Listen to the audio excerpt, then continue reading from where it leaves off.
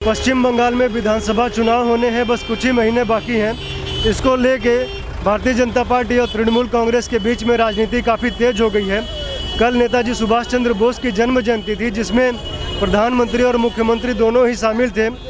लेकिन जब मुख्यमंत्री को बुलाया गया भाषण देने के लिए तो जय श्री राम के नारे लग गए और मुख्यमंत्री भड़क गई। उन्होंने कहा कि इस तरह के नारे नहीं लगने चाहिए और उन्होंने अपने भाषण देने से मना कर दिया। तो आइए, बंगाल की जनता है, हम उनसे ही बात करते हैं कि उनका क्या कहना है इस विषय पे। सर, जो हुआ कल वो होना चाहिए था, ठीक था कि नहीं था?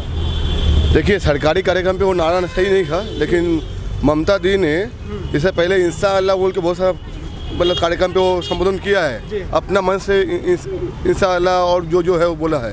ये ममता बनर्जी सेकुलर बनने के लिए अपना 30% वोट को एकजुट रखने के लिए ये वाला किया है।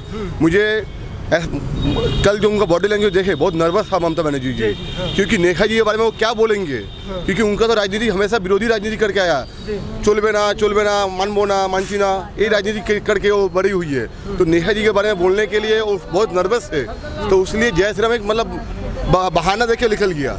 मतलब आप कह रहे हैं उनके पास बोलने के लिए कुछ था ही नहीं, इसलिए बहाना मार के निकल गया। क्योंकि नेता जी ऐसा एक महान पुरुष है जिनके बारे में बोलने के लिए बहुत कुछ जानकारी जरूरी है। 125 साल पे नेता जी के बारे में कैसे बोलेंगे, वो हमारे देश के प्रधानमंत्री मोदी जी ने जैसे बताया है, एड्रेस किया है, लगता है कि वही हमारा बंगाल का फेस है। जैसे वो बंगला बोला है, हिंदी कंबाइन किया है, इसमें बंगाल का जनता, हम लोग बंगाली लोग बहुत खुश है कि हमारा देश का प्रधानमंत्री हमारा लोकल जो आंचलिक भाषा है उस भाषा में संबोधन किया है। आप बताइए सर, आपका इस पर क्या कहना है? मेरा इस पर यही कहना है, जो दीदी जो 2 लाइन ममता हमारे नेताजी के ऊपर जो नहीं बोली, एज ए सीएम उनको इस बात को इग्नोर करना चाहिए था। अच्छा। कम से कम जो है नेताजी का कृतित्व के बारे में, उनका 125वां जन्म दिवस पालन हो रहा था, कम से कम 2-4 लाइन भी तो उनके ऊपर बोल के जाती। वो एज ए सीएम है, पब्लिक कुछ भी बोल सकती है। सरकारी प्रोग्राम था, मैं इसका समर्थन नहीं करता हूं जो जय श्री राम का नारा लगना चाहिए था, लेकिन वहाँ कोई बीजेपी वाले लेकिन तो सरकारी प्रोग्राम में तो पहले हम लोगों ने देखा कि ला इलाहा इल्लल्लाह वो स्वयं बोलती हैं। वही तो मैं बोल रहा हूँ, पब्लिक वहाँ कौन क्या बोला उसको उन्होंने लगा लिया और उसका सारा आरोप उन्होंने प्रधानमंत्री जी के ऊपर जो है और सांस्कृतिक मंत्रालय के ऊपर थोप दिया उन्होंने। और खुद एज ए सीएम जब उन्होंने समापन किया अपना 1 लाइन का जो वक्तव्य, तो उसमें क्या बोले, जय हिंद जय बांग्ला। जय बांग्ला कहाँ से आ गया? जय भारत बोलिए, जय हिंद बोलिए, भारत माता की जय बोलिए, वंदे मातरम बोलिए, उसमें आपको शर्म आती है? या जय पश्चिम बंगाल बोले होते, हमको कोई तकलीफ नहीं थी। जय बांग्ला कहाँ से आ गया? ये क्या उनके लिए शोभनीय है एज ए सीएम? पश्चिम बंगाल में क्या अंतर? बहुत अंतर है सर जी। जिस समय हमारा देश का जो बंटवारा होकर देश जब आज़ाद हुआ था, उस समय विभाजन ही इस तरह हुआ। उस समय आपको याद होगा, जिन्ना जो है चाह रहे थे जो उनको तो बंगाल पूरा मिलने वाला है। एज ए जो है कम्युनिटी हिसाब से जो है बहुलता के हिसाब से राज्य का बंटवारा होना था पाकिस्तान में। उस समय जो मुस्लिम बहुल इलाका कुछ इसमें पड़ते थे, बांग्लादेश को यदि शामिल किया जाए तो वो सोच रहे थे जो पूरा मेरे को मिलेगा। लेकिन हमारे डॉक्टर श्यामा प्रसाद मुखर्जी जी का आंदोलन और उस समय उनका विरोध के वजह से आज हम लोग जो है भारतवर्ष में सांस ले पा रहे हैं। उस समय उन्होंने कहा ठीक है, जो मुस्लिम बहुल इलाका है वो बांग्लादेश में चला जाए और जो हिंदू बहुल इलाका है वो हमारे पश्चिम बंगाल। उस समय बंगाल का बंटवारा हुआ था पूर्वी बंगाल और पश्चिम बंगाल के हिसाब से। पूर्वी बंगाल बांग्लादेश में गया, पश्चिम बंगाल हमारे भारत का अंग रहा। तो ये अंतर है सर जी। वह जब उनको बोलना था जय पश्चिम बंगाल बोलो, जय भारत माता नहीं बोलते। जय बांग्ला कहाँ से? वो तो बांग्लादेश वाले बोलते हैं जय बांग्ला। और तो ये पड़ोसी राष्ट्र का जो है जयगान करती हैं और अपने भारत माता की जय का विरोध करती हैं। वो तो पश्चिम बंगाल का नाम बदल के बांग्ला करना भी चाहती है। मेरा तो यही कहना, आज पश्चिम बंगाल की संस्कृति जो है, सांस्कृतिक धरोहर जो है, ये बहुत सी यादें जुड़ी हैं। पश्चिम बंगाल के हमारे इतने वीर सपूत, इतने क्रांतिकारी लोग जो बलिदान दिए हैं, उसका नाम बदल के आप इसको क्या हासिल करना चाहती हैं? क्यों आप बांग्ला करने पर क्यों तुली हुई हैं? ममता दीदी अलग देश बनाना चाहती हैं क्या? कल सुन लीजिए, कल उनका वक्तव्य में वो बोले जो 4 राजधानी होनी चाहिए। ये तो जो हमारे श्यामा प्रसाद मुखर्जी जी एक देश में 2 विधान 2 संविधान का विरोध किए थे। एक कश्मीर था जिसका अलग संविधान और विधान चल रहा था, उसको हमने ख़त्म किया, हमारे मोदी जी ने और अमित शाह जी ने हमारे ख़त्म किए। और ये 4 बनाने पर लगी हुई है, 4 कश्मीर तैयार करना चाहती है।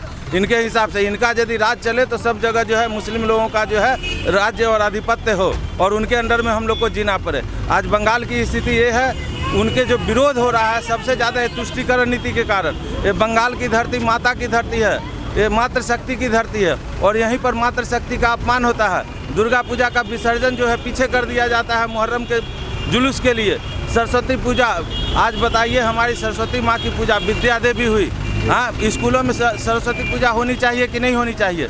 यहाँ स्कूल में सरस्वती पूजा नहीं होने दिया जाता है। बच्चे लोग आंदोलन करते हैं, रास्ता पर घेराव करते हैं, उनको पुलिस द्वारा जो है लाठीचार्ज करके उठा दिया जाता है। आज एक स्कूल में हमारे बंगाल के 2 छात्र शहीद हुए। आज भी न्याय के लिए वो जो है दर दर भटक रहे हैं। उनकी गलती क्या थी? उनकी मांग सिर्फ इतना थी जो यहाँ पर हम लोग को मदरसा टीचर, उर्दू टीचर नहीं चाहिए, हमारा बंगाल का जो है हमारा बंगाली टीचर चाहिए जो हमारे संस्कृति को पढ़ाए। उसके लिए उनका जो है वहाँ मर्डर कर दिया जाता है, उस पर आज तो कोई कार्रवाई नहीं हुई। ये बंगाल की संस्कृति है और ये पहचान है ममता दीदी ने दिया है बंगाल को। जो मुर्शिदाबाद की बात आप करें कि उर्दू ज़बरदस्ती थोपा जा रहा था बच्चों पे, जी सर, वो स्कूल में जो है ज़बरदस्ती वहाँ अपॉइंटमेंट हुआ था टीचर का, वहाँ जो किया जा रहा था उसमें जो है मुस्लिम टीचर, उर्दू टीचर लाया जा रहा था। अच्छा। अरे उर्दू की पढ़ाई जरूरी है ना, हमारे जो है हिंदी और बंगाल की, हमारे बंगाल की संस्कृति की पढ़ाई जरूरी है। इस वजह से उन्होंने आंदोलन किया था जिसका उनको खामियाजा अपना जान देकर चुकाना पड़ा। जी, पुलिस फायरिंग में दो मारे गए, 2 बंदे। आज तक विचार के लिए वो तड़प रहे हैं, भटक रहे हैं दर दर, आज तक न्याय नहीं मिला है उनको।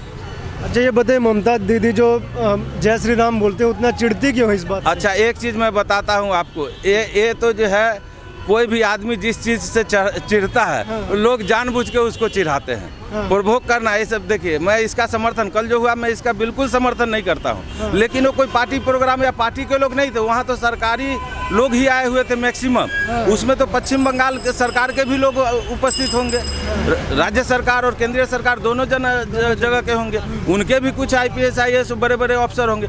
कौन आवाज़ लगाया ये जांच का विषय है। पश्चिम बंगाल की जनता ही तो होगी। जो भी होगी, आज उनका दिल बड़ा करना चाहिए। मैं यदि किसी मंच पर और मेरे साथ, मैं तो यही कहता उनको जय श्री राम बोलना चाहिए था, ताकि बोलने वाला का मुंह पर तमाचा लगे। कोई आदमी जिस चीज़ से आपको चिढ़ाता है उसी को जो है पलटा जवाब आप दो, उसकी मुंह बंद हो जाएगी। हाँ, लेकिन उन्होंने ये नहीं किया क्योंकि उनको डर था मेरा मुस्लिम वोट खिसक जाएगा। ये अपने वोट बैंक के लिए जो उन्होंने मंच छोड़ना मंजूर, लेकिन जय श्री राम का नारा नहीं लगा सकते। और हमारे माननीय प्रधानमंत्री मोदी जी को बोल रहे हैं जो आपने अपमानित किया। कहाँ से वो अपमानित किए भैया बताइए? उन्होंने एक शब्द भी बोला क्या उनके खिलाफ या इस विषय में? कभी नहीं बोला उनने। तो वो क्या बुला के लाए थे जो तुम भैया जय श्री राम का नारा लगाना? दिल्ली से सीधे उतर के आए, फ्लाइट से उतरे और सीधे मंच पर गए। उन्होंने आदमी जमा कर रखा था। जांच का विषय होगा, मैं इसका समर्थन नहीं करता हूं, लेकिन यदि बोल ही दिया, लोगों का आवेग नहीं रोक सकते। ये मेरा हिंदुस्तान है, हिंदुत्व है हम लोग का। हाँ, हमारे स्वामी विवेकानंद जी हिंदुत्व के लिए लड़े थे। और मैं एक चीज़ सर बोल देना चाहता हूँ, मेरा ये व्यक्तिगत जो है, मैं इनको हमारे माननीय प्रधानमंत्री नरेंद्र मोदी जी को मैं स्वामी विवेकानंद जी का दूसरा रूप, दूसरा जन्म समझता हूँ। जीवनी भी बराबर मिलती है, बचपन का नाम उनका भी नरेंद्र, इनका भी नरेंद्र। 12 साल का अज्ञातवास, इन्होंने भी, हमारे विवेकानंद जी भी रामकृष्ण मठ बनाए और वो जाके साधु सन्यासी दीक्षा लिए। मोदी जी भी 12 साल अज्ञातवास वहीं बनाए, लेकिन उन्होंने बोला नहीं, देश का ज़रूरत है आपको। वहाँ के जो है मठाधीश उनके गुरु बोले जो नहीं, जाइए देश सेवा कीजिए। तो जीवनी बहुत मिलती है। हिंदुत्व एक विचारधारा है, हिंदुत्व धर्म अपनी जगह है, लेकिन हिंदुत्व एक विचारधारा है। उसमें हिंदू मुस्लिम का कोई बात नहीं है, लेकिन ये विभेद ये पैदा कर रही है, पब्लिक पैदा नहीं कर रहा। क्या हमारे माइनॉरिटी मोर्चा नहीं है? हमारे बीजेपी के भी माइनॉरिटी मोर्चा है, वो लोग भी जय श्री राम के नारे लगाते हैं, उनको कोई तकलीफ नहीं है। आज इनके मुस्लिम जो है दरगाह पर हमारे हिंदू भाई लोग जाते हैं, मुस्लिम से ज़्यादा हिंदू भाई लोग जाते हैं वहाँ दिखाने के लिए मोमबत्ती जलाने। हम लोग तो एक होकर रहना चाहते हैं। ये विभेद तो ये पैदा कर रही है, ये वोट बैंक तो ये बनाने के चक्कर में हम लोग को आपस में बांट रही है, जो कि बिल्कुल सही नहीं। और इसका जवाब आने वाला चुनाव में जो है बंगाल की जनता उनको देगी। जय श्री राम का नारा जो है ममता दीदी को सांप्रदायिक लगता है, लेकिन मोदी जी ने भाषण में बोला कि जो सुभाष चंद्र बोस थे बाहर जाते थे तो भागवत गीता अपने साथ में लेके जाते थे, तो भागवत गीता भी उस हिसाब से सांप्रदायिक हो जाएगा उनके हिसाब से? तो सबसे पहले आपको जय श्री राम, भारत माता की जय।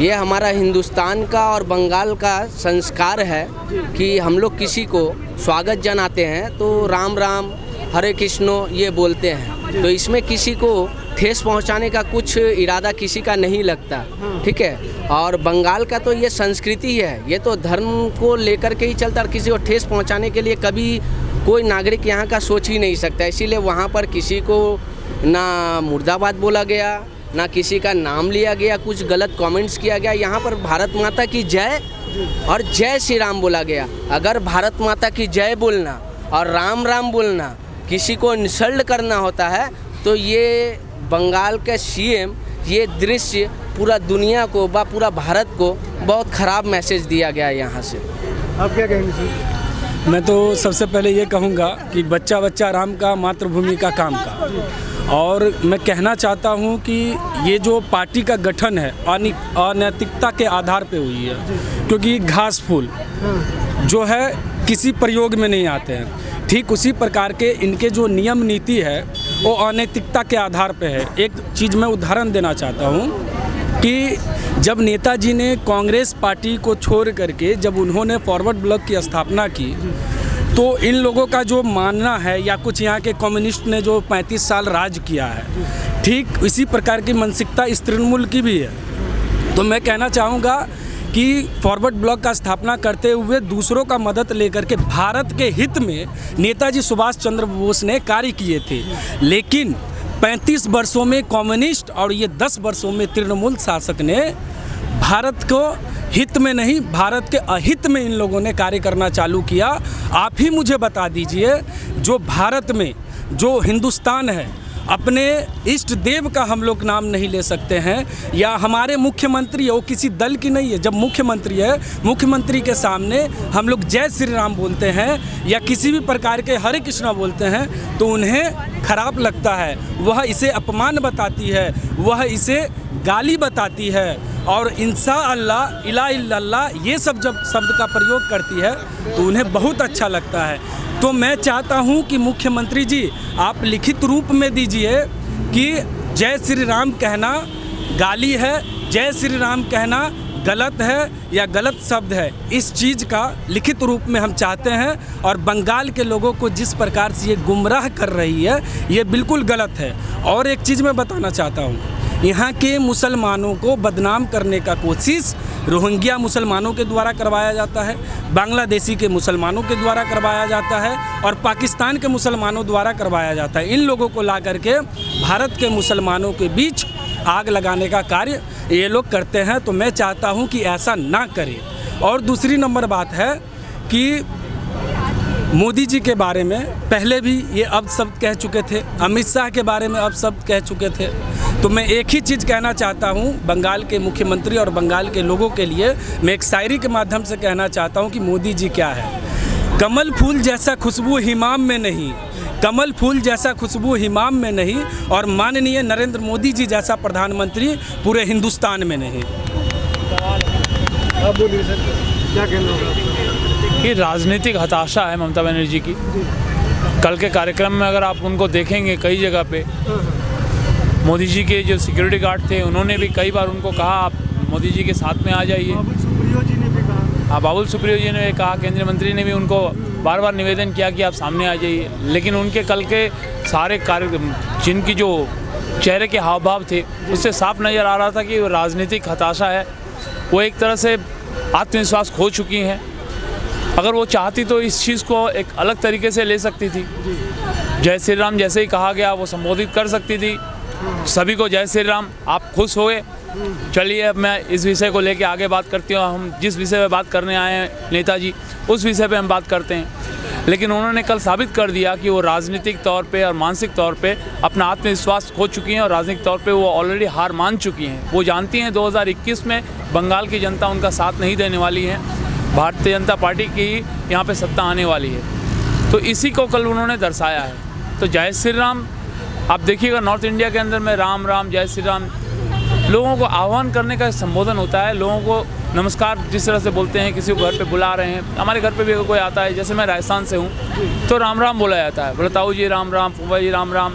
क्योंकि राम राम का मतलब वो उनको आदर सम्मान दे रहे हैं। लेकिन उनको आदर सम्मान की भावना समझ में नहीं आती। इसमें भी राजनीति और वोट बैंक की राजनीति नज़र आती है। बंगाल भी तो अध्यात्म की धरती है। यहाँ से स्वामी विवेकानंद का जन्म हुआ, चैतन्य महाप्रभु यहाँ से निकले और कई महान आध्यात्मिक पुरुष यहाँ से हुए। तो क्या यहाँ जो श्री राम का जो नारा है किसी धर्म से संबंधित है कि भारत की संस्कृति से संबंधित है? देखिए, सबसे पहला बात तो आपको नमस्कार जी। आप बताइए मेरे को एक चीज़, जय श्री राम बोलना जो है वो कौन सा गलत चीज़ है? हम लोग जो सुबह सुबह उठ के आप भी अपने से बड़े को गुड मॉर्निंग बोलते हैं, हम लोग हिंदू लोग जय श्री राम हरे कृष्णा बोलते हैं। अब आप एक बात बताइए, कल जो एक प्रोग्राम था वो सरकारी प्रोग्राम, वहाँ पर जो हमारी माननीय मुख्यमंत्री जो वहाँ पर उनको निमंत्रित किया गया था, आज वहाँ पर आप लोग जैसे मीडिया वाले, हमारे बंगाल की मीडिया और सबसे बड़ी बात हमारी इंटरनेशनल मीडिया भी थी, आज बंगाल का जो सम्मान, आज हम लोग बंगाल के अलावा कहीं और स्टेट पे जाएंगे तो आज हम लोग को इंसान बहुत गलत नज़र से देखता है जो इन लोग बंगाल के वासी है। इसका पूरा श्रेय हमारे माननीय मुख्यमंत्री को जाता है। अगर कल की प्रोग्राम में अगर जैसे भैया बड़े भैया बोले हैं अभी कि वहाँ पर जितने भी राज्य के मतलब बड़े बड़े अफसर लोग थे, IAS लोग थे, वहाँ पर हमारी बीजेपी के कोई भी कार्यकर्ता नहीं थी। अगर उन लोग में तो कोई भी मानते जय श्री राम बोल दिया, उसको नेगलेक्ट करके हमारी माननीय कंटिन्यू नेताजी के ऊपर में 2 शब्द बोल सकते थे, लेकिन उन्होंने सारे बंगाल को अपमानित किया, वहाँ पर जितने ऑडियंस बैठे सबको अपमानित किया। आज उनके चलते हम लोग बंगाल छोड़ के कहीं और जाने लायक नहीं बचे हैं। हमारा एक यंग जनरेशन का कोई सिद्धांत नहीं बचा है। हम लोग जितना भी चाहते, जितने जल्द से जल्द हो हम इस TMC को या ममता बनर्जी को यहाँ से उखाड़ फेंकने के लिए हम लोग एकदम आग्रह हो चुके हैं। हमारा एक ही नेतृत्व है, अब ये बंगाल से हमें मुक्ति चाहिए, क्योंकि हम लोग का कोई सिद्धांत नहीं है।